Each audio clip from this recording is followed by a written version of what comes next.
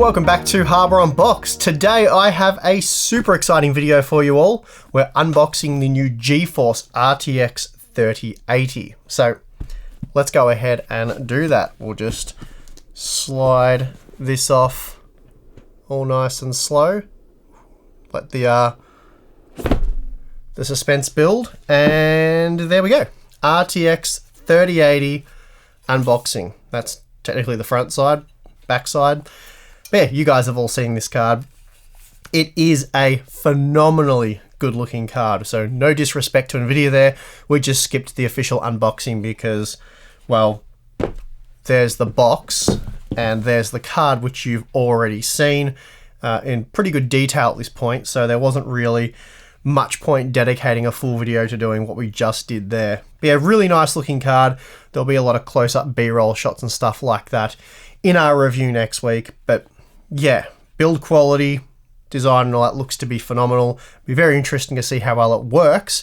Obviously that's something we can show you next week. But yeah, other than that, that's the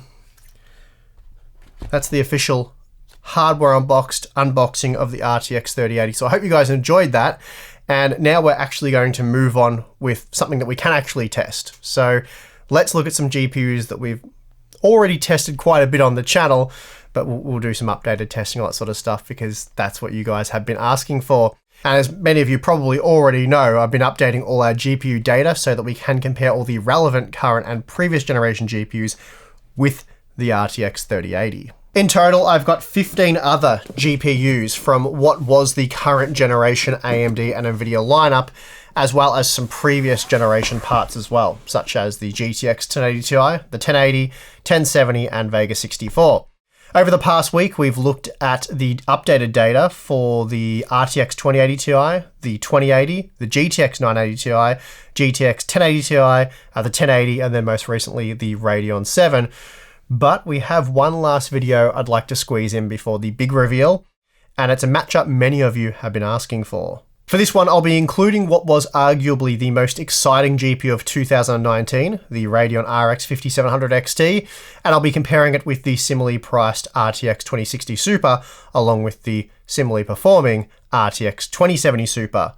But before we get into today's comparison, today's video is sponsored by Samsung and the new A30 SDS Smart Lock, providing smart access to your home with features such as fingerprint authorization, quick access PIN code, and Wi-Fi support. Wireless capabilities include the ability to lock or unlock via your smartphone and even monitor your door in real time to see who's checking in and out. From the inside, there's a manual lock-unlock button as well as a manual thumb turn lever, so it's quick and easy to use from inside. And speaking of quick and easy, it's extremely simple to install.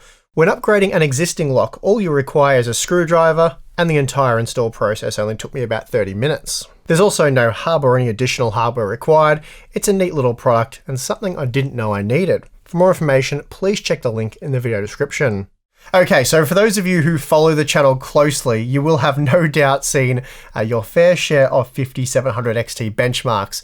So I'm not sure that there'll be any real surprises here, but like I said, for whatever reason, a lot of you have requested the updated data using the latest drivers in our new batch of games. Now, before we jump into the benchmarks, here's a quick recap. The Navi-based 5700 XT was released on July 7th, 2019 for $400 US, with a cut-down non-XT version coming in at $350 US. The XT version packed 40 CUs for 2,560 stream processors, clocked it up to 1905 MHz, and with a 256-bit wide memory bus using GDDR6 memory, clocked at 14 gigabits per second, it enjoyed a memory bandwidth of 448 gigabytes per second, the same memory bandwidth of the RTX 2070 and 2080, both of which I should add did cost considerably more. Now, in an effort to counter the seriously good value 5700 XT, Nvidia unleashed its Super Series, which truth be told wasn't that super exciting. The RTX 2060 Super came in at the same $400 US and packed 8GB of GDDR6 memory, but with just 2,176 CUDA cores, it couldn't live with the 5700 XT. So for $100 more, you could go with the 2070 Super, which was armed with 2,560 CUDA cores and was expected to beat the 5700 XT, if only just, and for a 25% price premium. So the 5700 XT found itself in a bit of a sweet position, offering 2070 super light performance for the price of a 2060 Super, and that made it a hot item for gamers looking to maximize their investment. Moreover, despite many users reporting rather concerning driver issues that I should add quickly that Tim and myself never actually really ran into, the 5700 XT does appear to have aged very well, as we've seen it punching well above its weight in a number of new titles, such as Horizon Zero Dawn, for example, a game that we will be looking at today. So with that, let's get into the results. Again, all testing has been conducted on our Ryzen 9 3950X test system, which doesn't bottleneck any of these GPUs at 1440p or 4K when compared to our Core i9 10900K test system. Okay, let's check out the blue bar graphs. First up, we have the Death Stranding results, and this is another new AAA title that plays exceptionally well on the Radeon RX 5700 XT. In fact, this is the first time I've compared the 5700 XT to competing products in this title, and doing so gives us a really clear picture of just how well the Radeon GPU does here. Beating the 2060 Super at 1440p is no issue, as it even managed to beat the 2070 Super by a 5% margin, and that meant it was 24% faster than the 2060 Super. Again, both GPUs cost $400 US. Even at 4K, we're looking at surprisingly strong performance with 62 FPS on average, allowing the Navi-based GPU to match the 2070 Super, while once again beating the 2060 version by a 24% margin. Very impressive stuff indeed.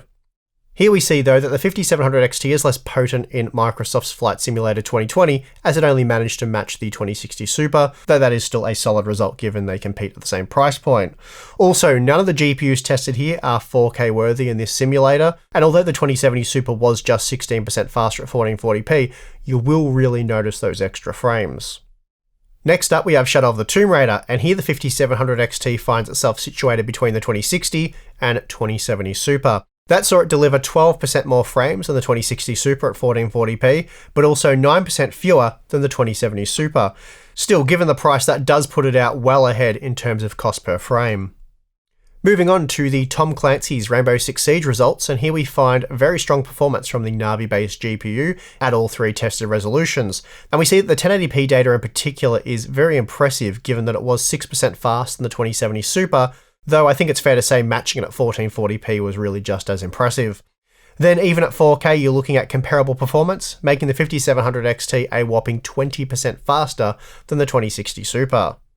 The new updated F1 2020 game also plays very well with the 5700 XT, and I've spent countless hours testing Navi-based GPUs in this title without any issues. At 1440p, it was 12% faster than the 2070 Super, and quite incredibly, 41% faster than the 2060 Super.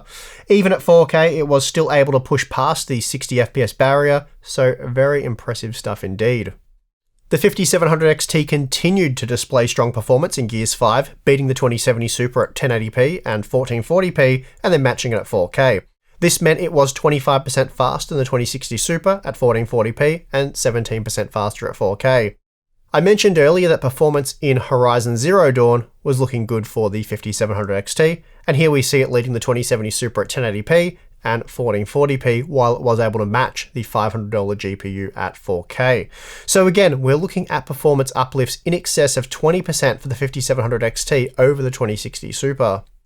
Last time I compared these GPUs in Assassin's Creed Odyssey, the 5700 XT lagged behind both the 2060 Super and 2070 Super at 1440p and 4K. I should note that other than a change to the test system, Windows updates and driver updates, the only other noteworthy change is the presets being used. And please note that given all this testing is in preparation for much faster next generation GPUs, I thought we'd upgrade from the very high quality preset to the maximum quality setting, which is ultra high. So it's either the upgraded quality settings or possibly a combination of any of the things I just mentioned that benefit the 5700 XT, because it's gone from lagging behind these Super Series GPUs to beating the 2070 Super at all three tested resolutions. The 5700 XT again does very well, this time in World War Z, where it mimicked the performance of the 2070 Super at all three tested resolutions, making it 33% faster than the 2060 Super at 1440p, and 29% faster at 4K. So yet another stellar result for the $400 Navi GPU. For testing Metro Exodus, I've changed where I do test in this game. I was actually forced to do this after my previous save game file was automatically overwritten, and for some reason the backup just no longer worked. Gotta love games with these janky saved files. Anyway, I've played on a bit further, and the scene that you're seeing up here in the top left-hand corner of the graph is a good place to test GPU performance. Please note I've also now enabled advanced physics, but I've left Hairworks disabled. The 5700 XT does quite well, not as well as what we saw with the advanced physics setting disabled, but still it does beat the 2060 Super quite comfortably at 1080p and 1440p, so a solid result here. No changes have been made to how we test Resident Evil 3. It's the same old test that sees the 5700 XT do rather well, beating the 2060 Super by a 14% margin at 1440p, while it trailed the 2070 Super by just a 7% margin. Now, for testing Doom Eternal, I'm using the Ultra Nightmare quality preset with dynamic resolution scaling disabled. This requires more than 8GB of VRAM at 4K, and therefore all three GPUs are limited to a similar level of performance due to the VRAM bottleneck. Please note though, I am working on adding a second set of 4K data for this game, where the texture pool size has been reduced to Ultra, which only requires 7GB of VRAM, not 9. But in the meantime, let's focus on the 1440p data, where the 5700 XT matched the 2070 Super, making it a whopping 40% faster than the 2060 Super. Now, I'm not entirely sure why, but the Radeon GPUs tend to suffer from weaker than expected 1% low performance in Wolfenstein Youngblood, especially when the frame rates are generally higher, like what we see at 1080p. The game, though, does appear very smooth, so it is a bit odd. Anyway, at 1440p, the 5700 XT was 10% faster than the 2060 Super when comparing the average frame rate, and 13% slower than the 2070 Super. Then last up we have Hitman 2, and here the 5700 XT slots in between the Nvidia Super GPUs, just like what we saw in Shadow of the Tomb Raider. That meant at 1440p it was 8% slower than the 2070 Super, but 12% faster than the 2060 Super. Okay, so the 5700 XT really did look as good as ever in those tests, usually matching the 2070 Super, and was never really slower than the 2060 Super, and really that's all you could ask for. All of that said, let's check out the 14 game average. And here is why the Radeon RX 5700 XT was such an incredibly good value purchase. Based on our 14 game average, we see that it was on par with the 2070 Super at 1080p and 1440p, while it was just 5% slower at 4K.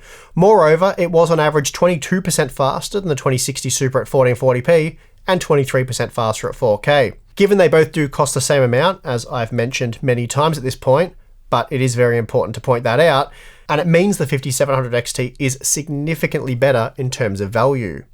Well, no real surprises there. The 5700 XT really is a great value offering, or at least it is right now. It probably won't be next month once the RTX 3070 lands, but it does sound like AMD will have their own counter for that soon. So we are in for a bit of an exciting end of year for what has been a rather painful year for many of you.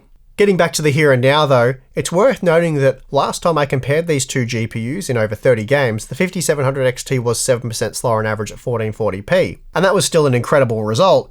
But in this smaller game sample, including many new titles, the 5700 XT was just 2% slower on average. I should note though that we do often see a 2 to 3% increase when using PCIe 4.0x16 over PCIe 3.0x16. So I'd say this is where some of the improved performance is coming from for the 5700 XT. Not exactly a massive difference, we're only talking about a few frames in either direction, but it cements the fact that the 2070 Super and 5700 XT generally deliver the same level of performance. The Radeon GPU just offers gamers a 20% discount.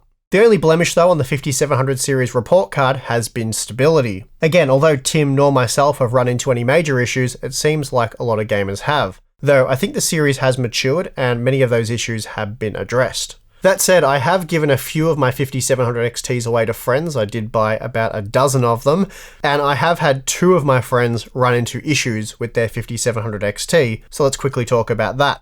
One of them was solved simply by changing his X570's motherboard PCIe mode from 4.0 to 3.0. That stopped the crashes that he was facing. Not an ideal fix, but it was a foolproof fix. The other friend saw random black screens that their system wouldn't recover from when playing Apex Legends. The fix there was to change from the DisplayPort cable that he was using to a quality HDMI cable, and since doing that he hasn't had a single issue in the last 6 months and is now extremely happy with the experience. So it's a shame that these issues have cropped up for some people, and it really does appear to be what I suggested back when we did our driver investigation video. Compatibility remains an issue for AMD, and it seems to go beyond just software. Hardware compatibility, in my experience, has been a real problem, with stuff like PCIe modes and display outputs solving major issues.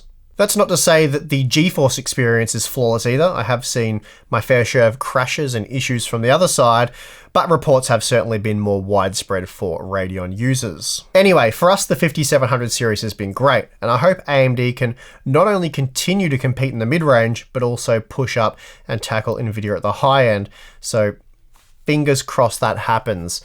And that is going to do it for this last GPU update before we drop the first of our RTX 3080 benchmarks. So again, expect that on the channel early next week. Very, very excited to show you guys all the data we have. So make sure you're subscribed for that. If you enjoyed this video, give us one of those.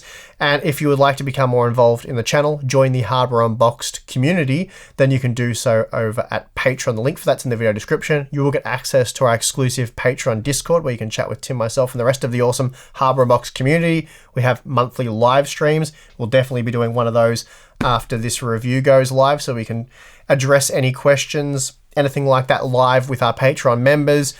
We've got Q&As, behind the scenes videos. Anyway, if you're interested, a link for that is in the video description. But other than that, thank you very much for watching. I'm your host, Steve, and I'll see you again next time.